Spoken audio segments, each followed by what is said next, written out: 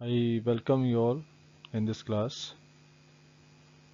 Topic for discussion in this class is we are going to discuss about depreciation, then capital loss, then current replacement cost, and of course we will also discuss about expected obsolescence and unexpected obsolescence in this class. So let us discuss about the depreciation. जैसा आप सभी जानते हैं कि जब कोई भी machinery production process में यूज़ होती है, कोई भी फिक्स्ड एसेट यूज़ हो रही होती है प्रोडक्शन प्रोसेस में, तो उसमें कई तरह की टूट फूट हो सकती है। उसके कुछ पार्ट्स घिस सकते हैं, कुछ पार्ट्स टूट सकते हैं, ख़राब हो सकते हैं। और इसके अलावा कभी अचानक ख़राबी आ सकती है मशीनरी में, जिसको हम एक्सीडेंटल डैमेजेस कह देते हैं। या फिर जो मशीनरी है वो ऑब्सोलीट हो जाए मार्केट से, मतलब कि आउटडेटेड हो जाए, तो उसकी वजह से भी एसेट की जो वैल्यू है उसका लॉस होता है। तो उसको हम कहते हैं डेप्रिसिएशन। सो आपको ये ध्यान रखना है कि जो डेप्रिसिएशन होता है it happens due to 3 causes. पहला है नॉर्मल वियर एंड टीयर, जो मशीन में सामान्य टूट फूट होती है, उसकी वजह से एसेट का वैल्यू कम होता है। दूसरा है एक्सीडेंटल डैमेजेस, जो एक तरह से रूटीन रिपेयर या मेंटेनेंस को छोड़कर होता है, उसको हम कहते हैं एक्सीडेंटल डैमेजेस। और थर्ड पॉइंट है एक्सपेक्टेड ऑब्सोलेंस, कि वैल्यू ऑफ मशीनरी जो है इसलिए कम होती है क्योंकि मशीनरी ऑब्सोलीट हो गई, आउटडेटेड हो गई। आउटडेटेड का मतलब है कि कोई नई टेक्नोलॉजी निकलाई है, कोई नई इन्वेंशन हो चुकी है, इसलिए पुरानी जो है वो यूज़ में अब कम रह गई है। इस वजह से उसकी जो वैल्यू है वो एसेट की वैल्यू कम होती है। तो एक्सपेक्टेड जो ऑब्सोलेंस है ये इसके दो कारण होते हैं। एक होता है कि चेंज इन डिमांड। कई बार क्या होता है, आप देखते हैं कि किसी प्रोडक्ट का एक बेटर सब्स्टिट्यूट निकल आता है, तो जो पुराना प्रोडक्ट होता है उसकी जो डिमांड है वो कम हो जाती है। इसीलिए जो जिस प्रोडक्ट को पुराने प्रोडक्ट को जो मशीन बना रही थी उसकी वैल्यू में कमी आ जाएगी, क्योंकि अब उसकी डिमांड नहीं है, उसके द्वारा जो बनाए गए प्रोडक्ट है उसकी डिमांड ही नहीं है मार्केट में। तो नेचुरली है कि उस मशीनरी की भी डिमांड नहीं रहेगी। तो जब डिमांड में ही चेंज आ गया, उसकी वजह से भी जो मशीनरी है उसकी वैल्यू कम हो जाती है। तो this is called expected obsolescence due to change in demand. दूसरा है कि चेंज इन टेक्नोलॉजी आ जाए। जैसे आप देखते हैं कि पुराने टाइम में ब्लैक एंड वाइट टीवीज़ जो है बहुत सारा उनका प्रोडक्शन भी होता था और सेल भी होती थी, लोग उसको परचेज़ भी करते थे। लेकिन आज की डेट में ब्लैक एंड वाइट टीवी की डिमांड नहीं है मार्केट में। तो नेचुरली है कि जो प्लांट या मशीनरी जिसका इस्तेमाल ब्लैक एंड वाइट टीवी बनाने में होता था, अब उसकी वैल्यू क्या होगी, ऑब्सोलीट होगी। वो ऑब्सोलीट हो गया प्रोडक्ट, उसकी वजह से उस एसेट की वैल्यू क्या होगी, कम होगी। इसको हम क्या कहते हैं, एक्सपेक्टेड ऑब्सोलेंस। तो जैसा मैंने बताया, एक्सपेक्टेड जो ऑब्सोलेंस है इसके दो कारण होते हैं कि चेंज इन डिमांड हो जाए, और दूसरा है कि चेंज इन टेक्नोलॉजी हो जाए। तो अगर चेंज इन टेक्नोलॉजी होगा तो भी आपका एक्सपेक्टेड ऑब्सोलेंस होगा। और ये जो एक्सपेक्टेड ऑब्सोलेंस है this is taken into the depreciation, इसको हम डेप्रिसिएशन में शामिल करते हैं। तो ये आपको ध्यान रखना है कि डेप्रिसिएशन जो होता है वो किसी भी फिक्स्ड एसेट की वैल्यू में कमी होने को हम डेप्रिसिएशन कहते हैं, जब वो मशीनरी यूज़ हो रही होती है। और इसके कारण क्या क्या होते हैं, normal wear and tear, accidental damages and expected obsolescence. So जैसा हम पढ़ चुके हैं कि डेप्रिसिएशन क्या होता है, और आपको ये भी मालूम होगा कि डेप्रिसिएशन को हम कहते हैं कंजम्पशन ऑफ फिक्स्ड कैपिटल।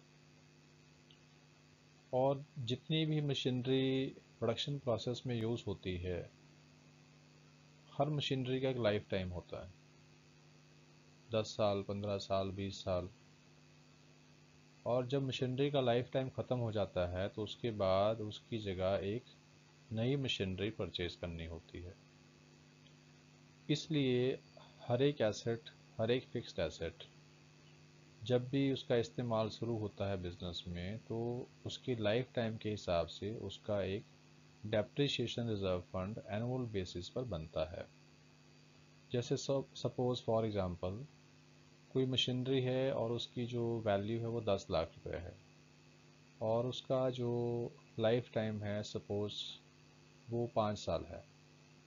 तो इसका मतलब है कि उसका जो 2 लाख रुपए की वैल्यू है वो हर साल हमें डेप्रिशिएट करनी पड़ेगी, मतलब उतनी कमी हमें उसकी शो करनी पड़ेगी वैल्यू में, और उसकी जगह हर साल 2 लाख रुपया हमें डेप्रिशिएशन रिजर्व फंड में जमा करना होगा। तो 5 साल में उसका जो एक डेप्रिशिएशन रिजर्व अमाउंट है वो 10 लाख रुपए बन जाएगा। उसका फ़ायदा क्या होता है कि जब भी एक लाइफ टाइम के बाद उस मशीनरी की जगह हमें एक नई मशीनरी परचेज़ करनी है, तो उसके लिए जो फंड्स होते हैं वो इजीली अवेलेबल होते हैं बिज़नेस में। उससे बिज़नेस का या प्रोड्यूसर का जो वर्किंग कैपिटल है वो अफेक्ट नहीं होता है। इसलिए डेप्रिसिएशन रिजर्व फंड जो है वो बनाना बहुत ही ज़रूरी होता है। सो डेप्रिसिएशन रिजर्व फंड होता क्या है, इसके बारे में जैसे मैंने आपको बताया कि this refers to the fund which the producer keep for the replacement investment, जिसको प्रोड्यूसर रिप्लेसमेंट इन्वेस्टमेंट के लिए अपने पास बनाता है। रिप्लेसमेंट इन्वेस्टमेंट का मतलब आप जानते हैं, ऑलरेडी हम पढ़ चुके हैं कि जब हमें एक पुरानी एसेट की जगह नई एसेट परचेज करनी होती है, उसके लिए जितना पैसा हमें खर्च करना होता है उसको हम कहते हैं रिप्लेसमेंट इन्वेस्टमेंट। तो लेट अस अंडरस्टैंड कि जो डेप्रिसिएशन रिजर्व फंड है उसका क्या इंपॉर्टेंस है, क्या महत्व है इसका, what is the significance of depreciation reserve fund. तो इसका महत्व ये है कि अगर सपोज मान लीजिए डेप्रिसिएशन रिजर्व फंड अगर नहीं बना है, तो इससे क्या होगा कि ओवरऑल जो इन्वेस्टमेंट लेवल है इकोनॉमी में वो कम हो जाएगा। क्योंकि जैसे लाखों करोड़ों रुपए की एसेट हर साल डेप्रिशिएट हो रही है, एक प्रोड्यूसर की भी बात करें तो उसमें भी लाखों रुपए की जो एसेट है वो डेप्रिशिएट हो रही होती है हर साल। अगर आप डेप्रिसिएशन रिजर्व फंड नहीं बनाएंगे तो उसको रिप्लेस कैसे करेंगे।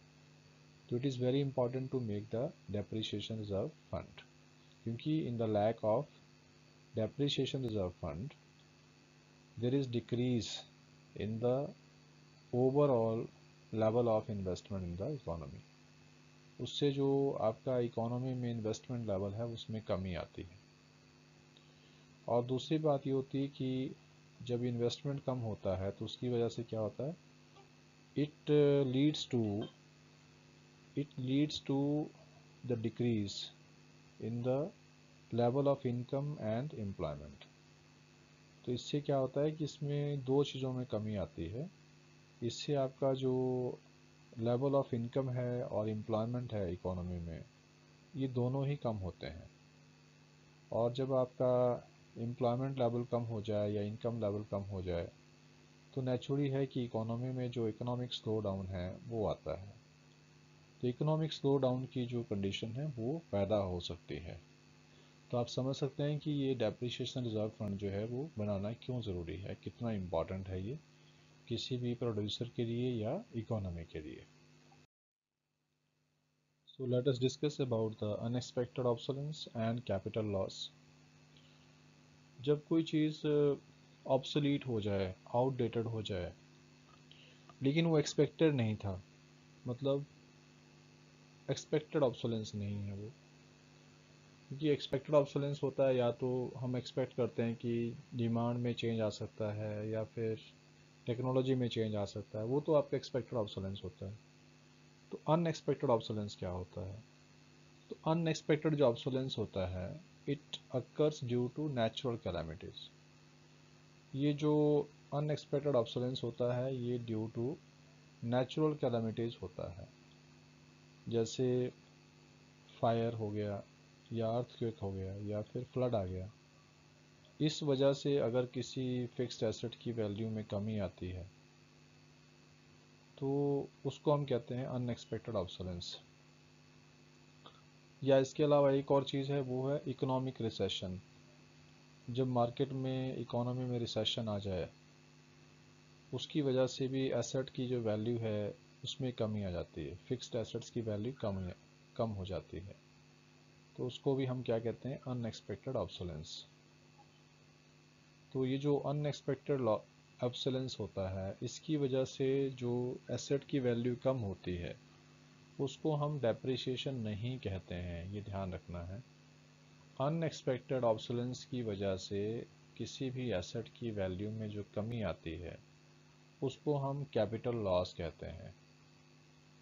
तो जो कैपिटल लॉस है उसको रिकैप कर लेते हैं। कैपिटल लॉस क्या होता है? Capital loss refers to the loss of the value of fixed assets while these are not in use. कि जब कोई मशीनरी यूज नहीं हो रही है और उस समय उसकी जो वैल्यू है वो कम हो जाए, जैसे फायर की वजह से, अर्थक्वेक की वजह से, फ्लड की वजह से, या इकोनॉमिक रिसेशन की वजह से जब एसेट की वैल्यू कम हो जाती है तो उसको हम कैपिटल लॉस कहते हैं। मतलब इसका क्या कारण हुआ कि ये नेचुरल कैलेमिटीज़ की वजह से हो सकती है या फिर इकोनॉमिक रिसेशन की वजह से हो सकता है, अनएक्सपेक्टेड ऑब्सोलेंस। और ये जो आपका अनएक्सपेक्टेड ऑब्सोलेंस होता है, इसको हम किस तरह से मैनेज कर सकते हैं, किस तरह इस तरह के नुकसान से बच सकते हैं? Through insurance of fixed assets.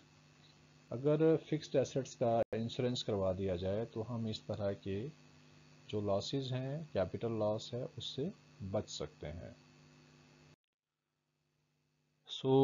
जैसा आप जानते हैं कि डेप्रिसिएशन क्या होता है। डेप्रिसिएशन हम ऑलरेडी पढ़ चुके हैं। Depreciation refers to the loss in the value of fixed assets which is in use. जो मशीनरी यूज़ हो रही है और उसकी वैल्यू में जो कमी आ जाती है यूज़ होने के दौरान, उसको हम कहते हैं डेप्रिसिएशन। और ये किस वजह से होता है? Normal tear and wear, accidental damages and expected obsolescence की वजह से होता है। तो ये तो हुआ डेप्रिसिएशन। अब डेप्रिसिएशन में और करंट रिप्लेसमेंट कॉस्ट में क्या फ़र्क होता है, या उसका मीनिंग क्या होता है करंट रिप्लेसमेंट कॉस्ट का, उसको समझिए। डेप्रिसिएशन तो हुआ कि जब एक मशीनरी या एक फिक्स्ड एसेट की वैल्यू में जो कमी आ रही है उसको हम कह रहे हैं डेप्रिसिएशन। लेकिन आप देखिए पूरी इकोनॉमी में कितने सारे प्रोड्यूसर्स हैं और कितनी सारी मशीनरीज यूज़ होती हैं। तो एक अकाउंटिंग ईयर में total amount of depreciation in the entire economy, पूरी इकोनॉमी में जो एक साल के अंदर डेप्रिसिएशन होता है मशीनरीज का, उसको हम कहते हैं करंट रिप्लेसमेंट कॉस्ट। तो ये आपको ध्यान रखना है। Current replacement cost refer to the estimated value of depreciation for all the producing units in the economy during the period of one accounting year। ये एक अकाउंटिंग ईयर की बात हो रही है। तो एक तरह से डेप्रिसिएशन तो एक सिंगल यूनिट के लिए हो रहा है और पूरी इकोनॉमी के लिए जो हो रहा है उसको हम कह सकते हैं एक तरह से aggregate depreciation expenditure in the economy. पूरी इकोनॉमी में जो डेप्रिसिएशन हो रहा है उसको हम कहते हैं current replacement cost. So let us differentiate the expected obsolescence and unexpected obsolescence। Expected जो obsolescence होता है, it refer to the fall in the value of fixed asset due to two reasons। पहला है change in technology और दूसरा है change in demand। तो ये है आपका expected obsolescence। और expected जो obsolescence है, it is a part of depreciation। Expected obsolescence को हम डेप्रिसिएशन में शामिल करते हैं। और जो एक्सपेक्टेड ऑब्सोलेंस होता है इसको मैनेज किया जाता है डेप्रिसिएशन रिजर्व फंड बना के, क्योंकि ऑलरेडी एक्सपेक्टेड है कि मशीनरी डेप्रिशिएट होगी, तो इसलिए उसको डेप्रिसिएशन रिजर्व फंड बना के जो है मैनेज किया जाता है। जबकि दूसरी तरफ जो आपका अनएक्सपेक्टेड ऑब्सोलेंस है, इसका कारण क्या होता है? It happens due to natural calamities और इकोनॉमिक रिसेशन। कि इकोनॉमी में इकोनॉमिक रिसेशन आ जाए या due to any other natural calamity, तो उसकी वजह से अगर फिक्स्ड एसेट की वैल्यू का लॉस हो रहा है तो उसको हम क्या कहते हैं, उसको हम कहते हैं अनएक्सपेक्टेड ऑब्सोलेंस। और अनएक्सपेक्टेड जो ऑब्सोलेंस है, इसको डेप्रिसिएशन का हिस्सा ये नहीं होता है, इसको हम डेप्रिसिएशन में शामिल नहीं करते हैं, बल्कि इसको कैपिटल लॉस कहा जाता है। ये भी आपको ध्यान रखना है। अनएक्सपेक्टेड ऑब्सोलेंस की वजह से जब एसेट का वैल्यू कम होता है तो उसको हम क्या कहते हैं, कैपिटल लॉस कहते हैं। और इस अनएक्सपेक्टेड ऑब्सोलेंस को हम किस तरह से मैनेज करते हैं, through insurance of fixed assets. कि ये जो लॉस ऑफ वैल्यू होता है ड्यू टू नेचुरल कैलामिटीज और इकोनॉमिक रिसेशन, जिसको हम कैपिटल लॉस कहते हैं, उससे कैसे बचा जा सकता है, by making the insurance of the fixed assets. So this was the difference between the expected obsolescence and unexpected obsolescence. So let us discuss about the difference between these three concepts: depreciation, capital loss and current replacement cost. Depreciation already हम पढ़ चुके हैं कि जो machinery use हो रही हो और उसकी प्रोडक्शन प्रोसेस में यूज़ होते समय उसकी वैल्यू में जो कमी आती है उसको हम कहते हैं डेप्रिसिएशन। और इसके तीन कारण होते हैं: नॉर्मल वियर एंड टीयर होता है, एक्सीडेंटल डैमेजेस होता है, और तीसरा कारण होता है एक्सपेक्टेड ऑब्सोलेंस। अब इसको हम कैसे मैनेज करते हैं, by making provision for depreciation reserve fund. इसको यूज़ करके डेप्रिसिएशन को मैनेज किया जाता है। दूसरा पॉइंट है आपका कैपिटल लॉस। कैपिटल लॉस क्या होता है, it refer to the loss of value of fixed asset while these are not in use.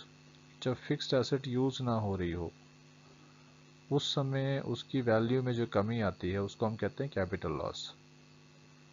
और ये कैपिटल लॉस किस वजह से होता है, ये कैपिटल लॉस होता है नेचुरल कैलामिटीज़ की वजह से, जैसे अर्थक्वेक है, फायर है, फ्लड है, या इकोनॉमिक रिसेशन की वजह से भी ये हो सकता है। और इसको हम कैसे मैनेज करते हैं कि जो फिक्स्ड एसेट है उसका इंश्योरेंस करवा दीजिए, मतलब by making insurance of fixed assets. तो इस तरह के कैपिटल लॉस से हम बच सकते हैं। And third is current replacement cost. तो पूरी इकोनॉमी के लेवल पे जो डेप्रिसिएशन होता है पूरे एक साल में, उसको हम क्या कहते हैं, करंट रिप्लेसमेंट कॉस्ट। तो ये तीनों चीज़ों का डिफरेंस यहाँ हमने क्लियर किया। So if you find this class meaningful and helpful to you, then please share this video to other students also, those who can get benefit from it. Thank you.